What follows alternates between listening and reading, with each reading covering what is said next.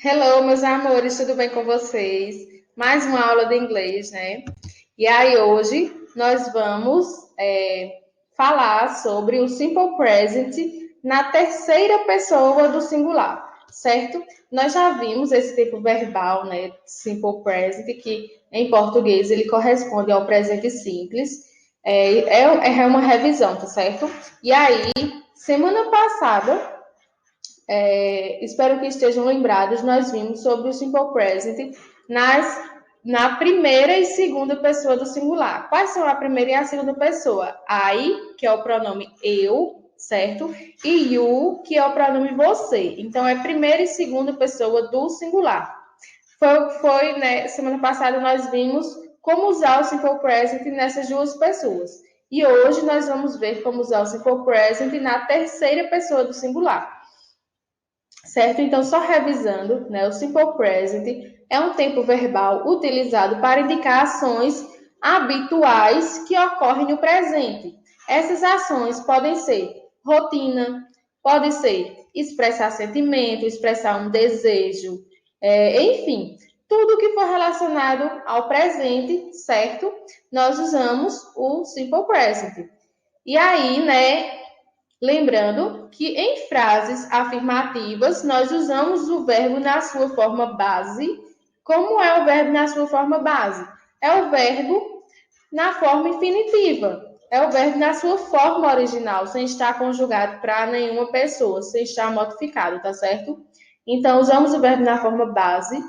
E em frases negativas e interrogativas, nós usamos o auxiliar do, certo? Isso para primeira e segunda pessoa, I e you. Né? Então, hoje nós vamos ver sobre o simple present para he, she e it. Ele, ela, ele ou ela, certo? Então, ao conjugar o verbo na terceira pessoa do singular no simple present, você deve observar algumas regrinhas ortográficas, certo? Então, para essas três pessoas do singular he, she e it, o verbo ele já não vai mais ficar na sua forma original. Ele vai sofrer uma modificaçãozinha, uma alteração, tá certo? E aí eu preciso prestar atenção, né? Preciso ter um pouco de atenção à escrita desse verbo, porque eu preciso aplicar umas regrinhas a ele, tá certo? Então nós vamos ver agora quais são essas regrinhas. Então, na maioria dos verbos acrescenta-se o S, certo? Então, terceira pessoa do singular, na maioria dos casos, é só acrescentar o S ao verbo. Por exemplo, eu trouxe aqui alguns exemplos de verbo. Dance, life, talk, feel, get, take, throw, certo? Então, quando for esses verbos e outros também, aqui são apenas alguns, eu vou apenas acrescentar o S. Trouxe um exemplo aqui na primeira pessoa e na terceira pessoa. Primeira pessoa, I like, eu gosto. Terceira pessoa, she likes.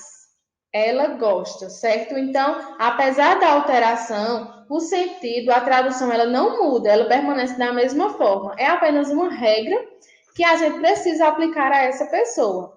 Então, primeira pessoa, vocês sabem que o verbo ele não se modifica, mas terceira pessoa, o verbo se modifica.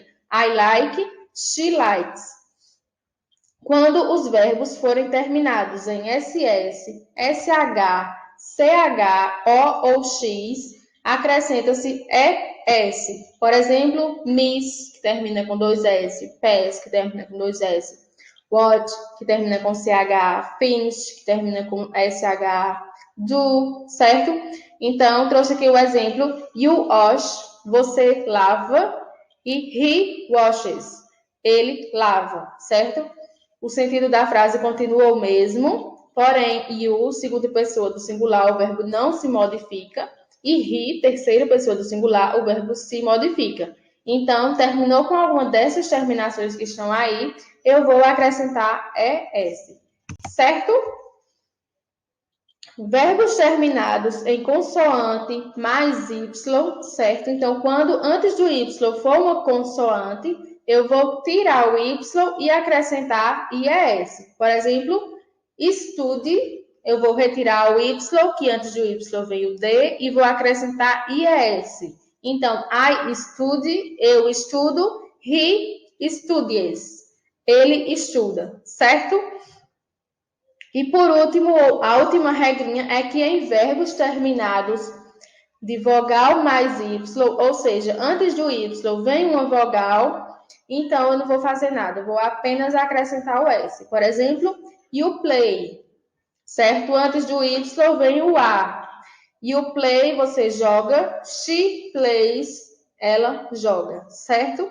Então, gente, anotem essas regrinhas no caderno.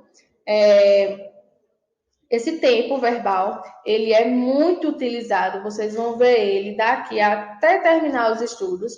Ele é muito utilizado, então ele é muito importante. É importante que vocês aprendam essas regras e também saibam fazer o uso desse tempo verbal, certo? Então anotem para que vocês não esqueçam e que também fique mais fácil de consultar quando precisar, tá certo?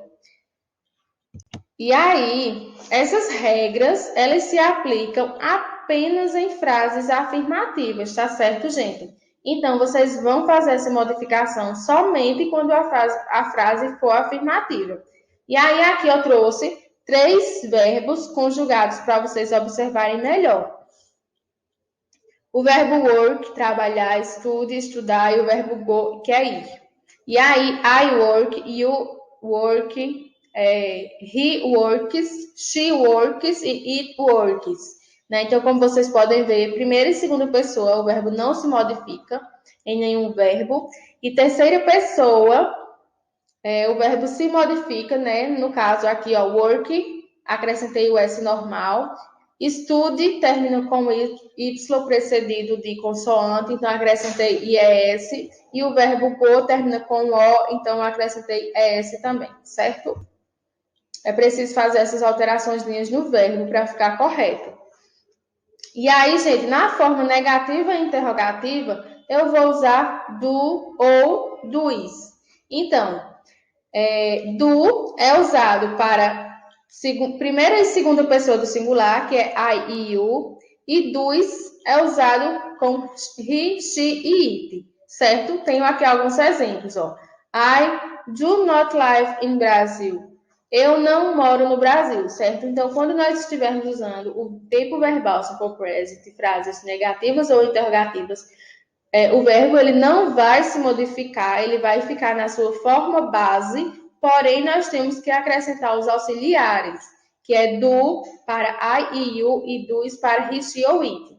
She does not do activities. Ela não faz atividades. Do you wake up every day? Você acorda cedo todos os dias. Does she watch TV every day? Ela assiste TV todos os dias. E aí, quando a frase é interrogativa, né? Quando a frase é negativa, esse do, ele vem antes do not, certo? Vai ficar do not e abreviando fica dante. E aí, quando a frase for interrogativa, esse do, ele vem para frente do sujeito, certo? Então, é isso, gente. Muito simples, muito fácil. Só precisa praticar, tá certo? Então, por hoje é só. Um beijo e até semana que vem.